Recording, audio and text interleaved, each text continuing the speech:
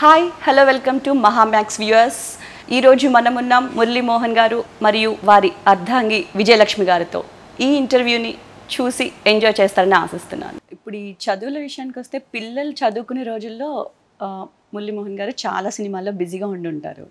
ఎప్పుడన్నా కూర్చుని పిల్లలతో చదువుకునేటప్పుడు హెల్ప్ చేయడం జరిగిందా, లేదా మీరు బాగా చదివేవారా? పిల్లలు బాగా చదివేవాళ్ళు, బాగా చదివారు, అసలు ఆ ప్రాబ్లం లేదు.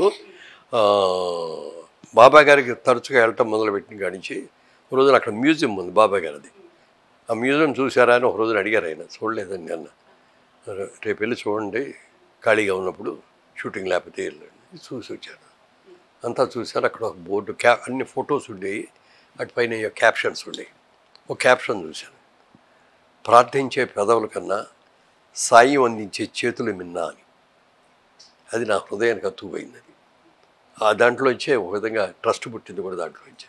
అది చేసిన తర్వాత బాబా గారికి చెప్పాను, ఆ రోజున క్యాప్షన్ చూశానండి, మీరు ప్రార్థించే పెదవుల కన్నా సాయం అందించే చేతులు మిన్నా అన్నారు.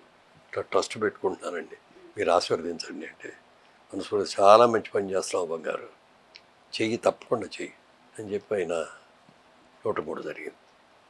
తర్వాత ఒక రోజున మా ఇద్దరిని, బంగారు నువ్వు సూట్లు వేసుకుంటావా ఎప్పుడన్నా అన్నారు. ఇక్కడ ఇండియాలో సూట్లు వేసుకోవాల్సిన అవసరం వస్తుంది, నేను ఫారిన్ కంట్రీస్కి వెళ్ళినప్పుడు వేసుకుంటానండి అన్న.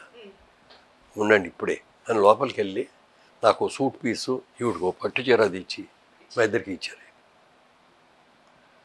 ఇప్పటికీ ఉంది ఆ కోటిట్లో నా దగ్గర. అలాగే మురళీమోహన్ గారు బయట ఎప్పుడైనా బయటికి వెళ్ళినప్పుడు, ఏదైనా అవుట్డోర్ షూటింగ్లకి వెళ్ళినప్పుడు, ఎక్కడికైనా వెళ్ళినప్పుడు ఎంతో ఇష్టంగా విజయలక్ష్మి గారి కోసం తెచ్చిన గిఫ్ట్ ఏదైనా ఉందా? ఇప్పటికీ తను ఏదైనా పెట్టుకున్నారా? చాలా మంచిది, విలువైంది ఇచ్చాను, అదే నా హృదయం. దానికి మించిన ఏ పని ఆవిడకి చెప్పకుండా నేను చేయను. ఆవిడ సమ్మతి తీసుకుని నాకే చేస్తాను నేను. ఎందుకంటే గుర్రం బాగా పరిగెడుతుంది, పరిగెట్టిస్తే దాన్ని ఎక్కడో ఓవర్గా పరిగెత్తి పడిపోద్ది తెలియదు. దానికి ఒక రౌతు అనేవాడు ఉండి దానికి కళ్ళు వేసి ఇట్లా పుచ్చుకుంటే ఎక్కడ పరిగెత్తించాలో ఎక్కడ ఆపాలో రౌతుకు తెలుస్తుంది. నా జీవితానికి ఆవిడ రౌతు ఆవిడే. కళ్ళు వేసే దగ్గర కళ్ళు వేసేది, వెళ్ళండి ప్రొసీడ్ అని అట్లా చెప్పింది. కాబట్టి మా ఇద్దరి మధ్యలో ఉన్న అండర్స్టాండింగ్ కానీ, అవగాహన కానీ, ఏ విధమైన ట్రబుల్స్ లేవు. అసలు ఏ రోజు పెళ్లి చేసుకుంటే కానీ ఈ రోజుల్లో ఇప్పుడు పెళ్ళి ఇప్పుడు 60 ఏళ్ళు పూర్తవుతుంది. ఇద్దరూ ఆరోగ్యంగా ఉన్నాం, హ్యాపీగా ఉన్నాం.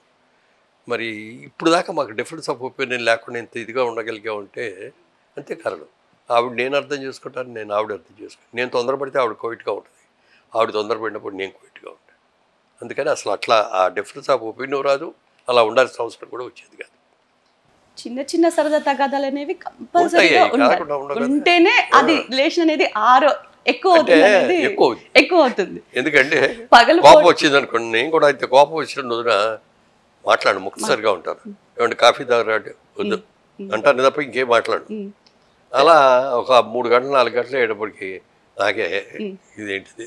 ఎవరు ఫస్ట్ సారీ చెప్తారు? నేనే అంటే సారీ అని చెప్పను, మళ్ళీ మాటలు మామూలుగా ఫ్రీగా మాట్లాడేసేట్టు మొదలు పెట్టినప్పటికీ ఓ కాంప్రమైజ్ అయిపోయాము నేను ఫీలింగ్ వచ్చేస్తాయి. ఒకళ్ళకోళ్ళు సారీ చెప్పుకోవాల్సిన అవసరం ఎప్పుడు రాలే. ఎప్పుడన్నా వస్తే తన అంటుంది అనమాట, ఏమంటే పొద్దున్న తొందరపడ్డాను ఏమనుకోకండి. నేను అనుకుంటే ఉంది. ఎందుకంటే ఆవిడ నేను ఏం తినాలో ఎంత తినాలో ఇప్పటికీ కూడా ఆవిడ చెప్పినట్టు తింటా.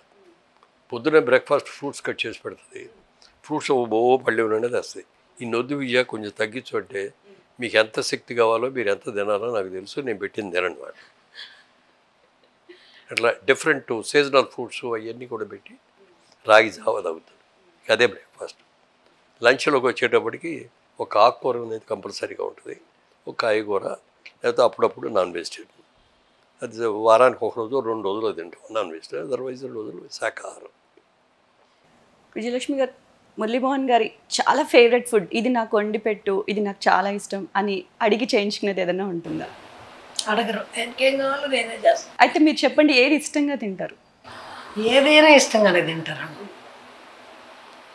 అదేం లేదు, ఏదైనా ఇష్టంగానే తింటారు. నాకు అలవాటు ఏంటంటే, ఎవరు అన్నం పెట్టినా కూడా అది తినేటప్పుడు ఇదిగో కూర బాగా నచ్చింది అనుకో, మావిడికి ఇవాళ చాలా బాగుందంటే వంట ఆవిడ ఉండింది నేను వండలేదు కదా అంది ఒక రోజున.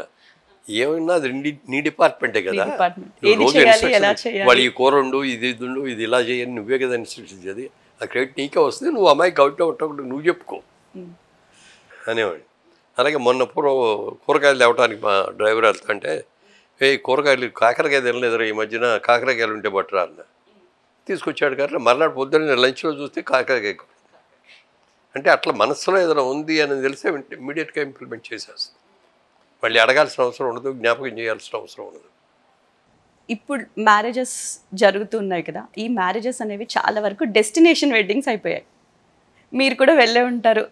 4 రోజులు అక్కడ అన్ని ప్రధానం దగ్గర నుంచి అన్నీ జరుగుతూ ఉంటాయి. పెళ్ళిళ్ళకి ఒకప్పుడు మనకు తెలిసింది కళ్యాణ మండపం, ఆరు బయట మండపాలు, వీటిల్లో పెళ్లిళ్ళు జరుగుతూ ఉండేవి. ఇంటి ముందు ఆ రోజుల్లో చిన్నప్పుడు ఇంటి ముందే పందిరి వేసి పెళ్లి పందిర్లు వేసేసి మామిడి తోరణాలు కట్టేసి చిన్న మండపం కట్టించాం.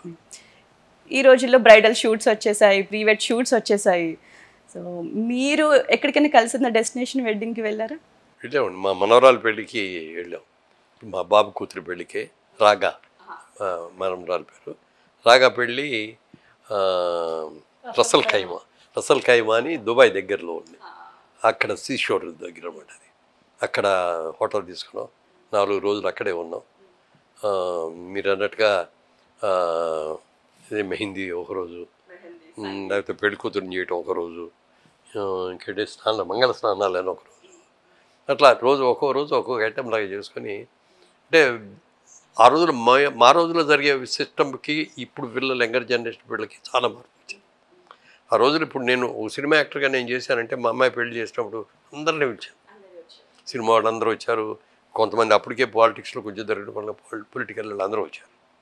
అలాగే మా బాబు పెళ్ళి ఇది చేసినప్పుడు వాళ్ళ మదరు, మా డాక్టర్లా వాళ్ళ మదరు, మా వీపరాలు గారు, ఆవిడ మొక్కు ఉంది ఆవిడకి.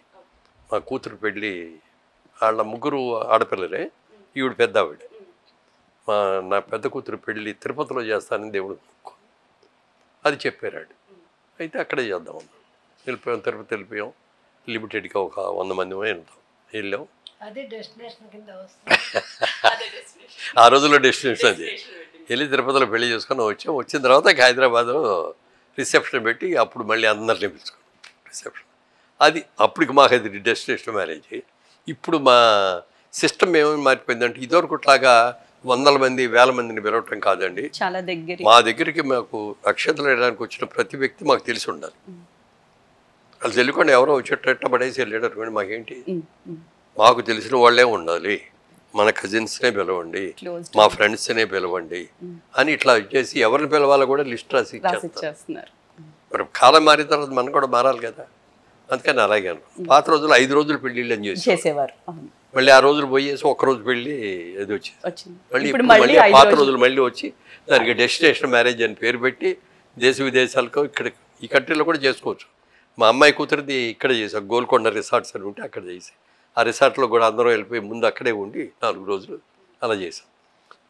ఈ మన బాబు కూతురు రాగా పెళ్ళి మాత్రం అక్కడికి వెళ్ళి చేసాం. చాలా హ్యాపీగా అనిపించింది.